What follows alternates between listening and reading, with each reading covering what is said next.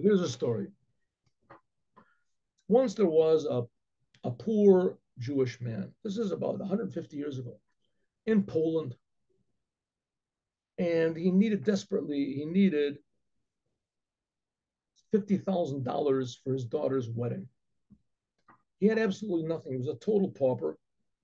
And he had to make the party and he had to have a band. And even if he made the most modest and inexpensive, but you had to provide a home.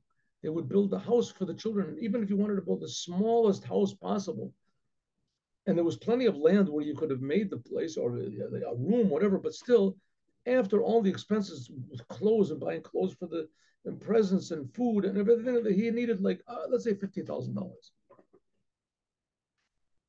So let's say instead of $50,000, 5,000 rubles, right?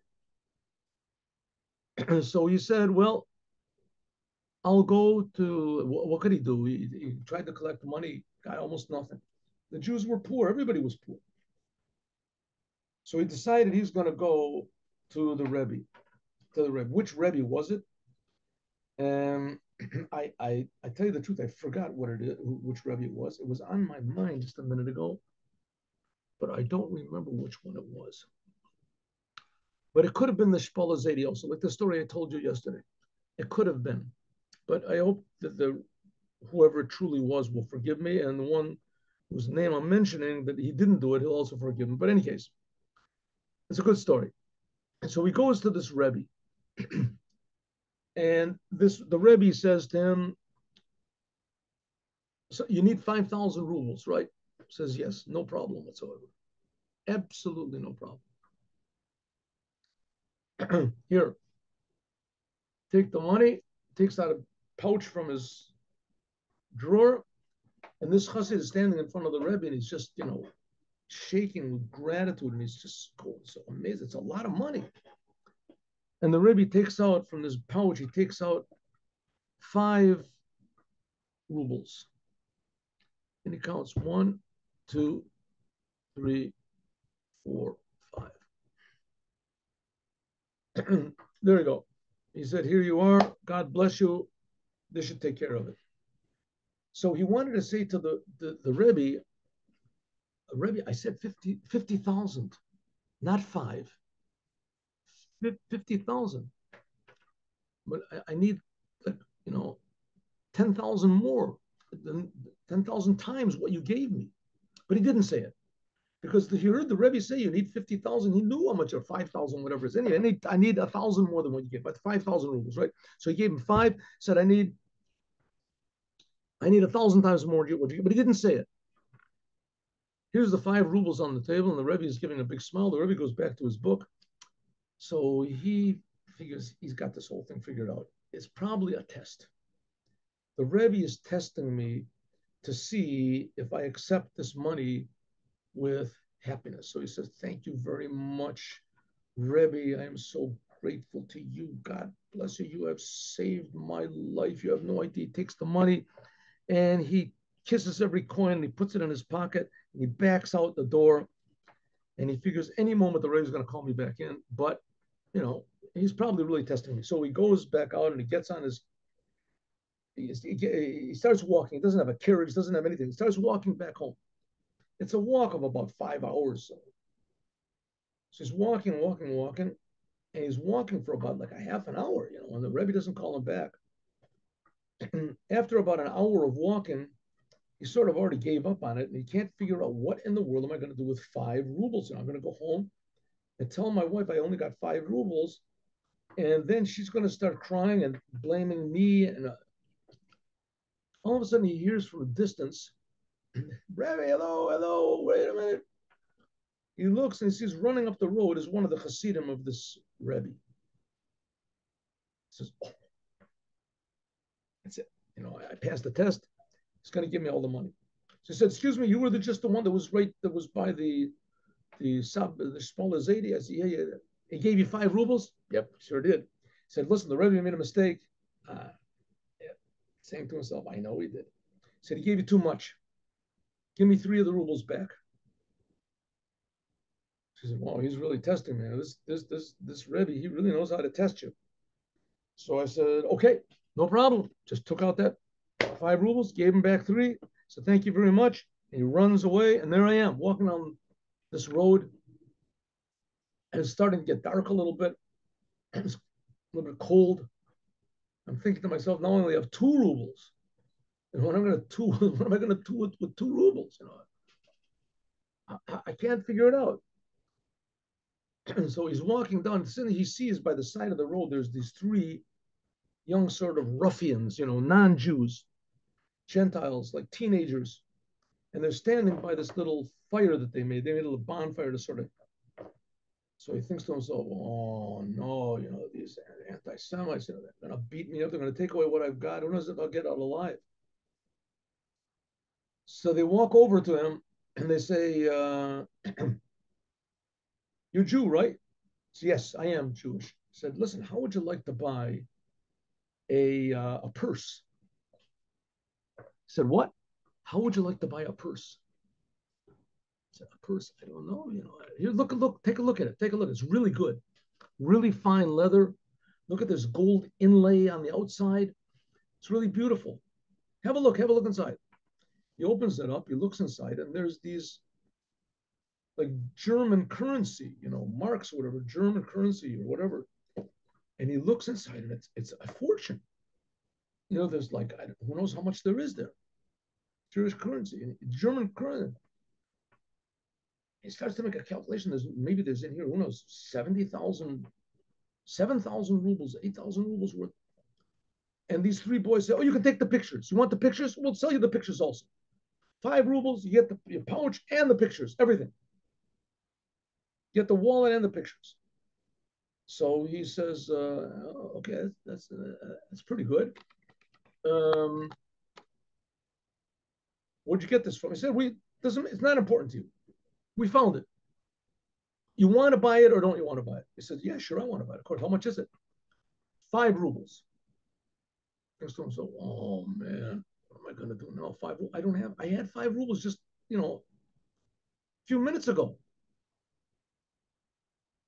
So listen, all I have is 2 rubles. That's all I got. That's all I got is 2 rubles. So it's 2 rubles. They talk to each other. We'll sell you the pictures for 2 rubles.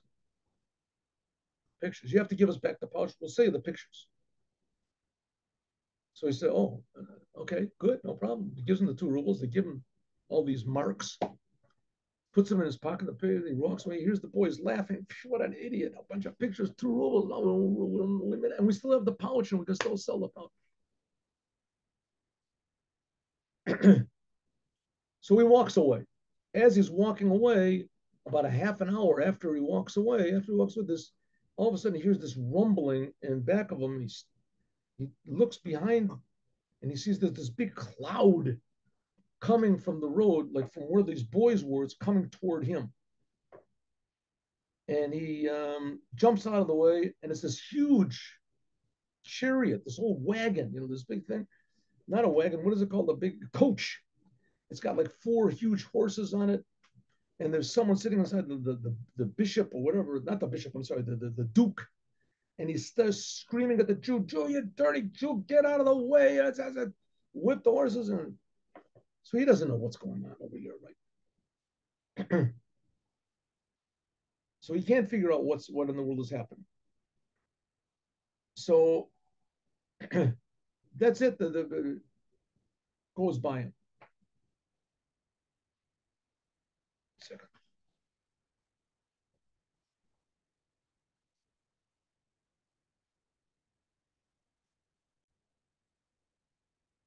Okay, so he doesn't make much out of it. He goes home. He shows his wife all this money that he's got, and she said, "This is really wonderful. This is amazing. A blessing from the Tzadik. Where'd you get it?" And he explains the whole thing. These boys, and his wife says, "Listen, it could be this money is stolen money, and we've got money from somebody else.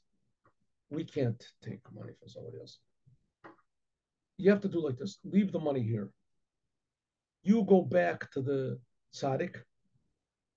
Go back to don't touch the money. Don't take any of it. You go back to the Tzaddik and ask him what to do. Ask him if I can keep the money. If we can keep the money." Okay. He says, "Okay, no problem." So the next day, early in the morning, he wakes up and he starts walking back. right?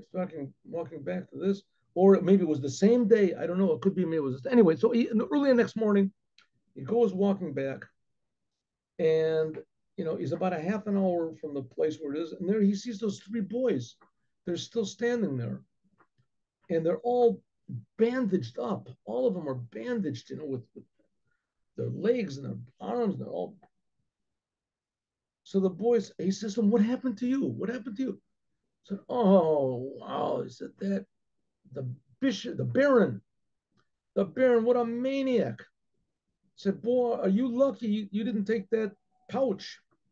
Are you lucky you didn't take it?" He said, "The Baron came back as soon as you bought it. You walked.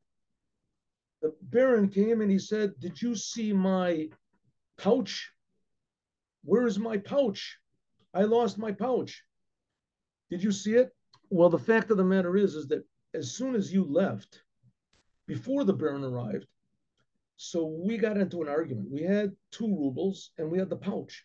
It was a big question. What are we going to do with the money? Even if we sell the pouch for 5 rubles, so we're going to have 7. So how are we going to divide it up? And one of them said, "I want the pouch." And the one said, "No, I want it." And I want it. We got into this ridiculous argument, and the pouch fell into the fire. It fell into the fire and burned. About 10 minutes afterwards, all of a sudden, the Baron arrives and he said, "Did you see my pouch? Did you see my pouch?" And he looks in the fire and he sees, there it is. It's all burnt up. It's burnt over to a crisp. And he starts screaming at us, and he takes out his whip and he starts beating us, and he tells his soldier to beat us also. He took it out of the fire and he looked inside and he's beating us, and we broke our arms and our noses and everything like that. So what an idiot, just for 5 rubles, 5 stupid rubles. How much of that pouch could it have been? How could it have been worth, even if it was worth 20 rubles to beat us up? So it went out of his mind. So suddenly he realized that if he would have had that 5 rubles that the Tzadik gave him, then he would have bought the pouch. And the young man would have said, "Hey, I sold it to that Jew." He would have beaten up the Jew. He would have beaten him up. The Jew, the Baron would have beaten him up, and he would have taken all the money also, because that's the Baron didn't care about the pouch. He cared about the money that was in the pouch. So it ended up that because the Tzaddik took the 3 rubles back, so we only had enough to buy the pouch. He had only enough to buy the pictures. I'm sorry, and he left the pouch. He bought the pictures, so he got all the money. And these young people, they didn't know the money was worth anything. And the pouch was left by them, and so he beat them up. Anyway, he continued on and went to the Rebbe, and he said, "Listen," he told him the whole story. He said, "Listen, maybe the money was stolen money." He said, "No, that money was the Baron's money, and it was all money that he stole from Jews. And the whole thing belongs to you, right? Who knows what Jews he stole? If you want to give a donation, you can give a donation, but you don't have to give anything." Sure enough, he gave 2,000 to the Rebbe. He had 5,000 for himself, and he made the wedding, and everything came out exactly the way it was supposed to.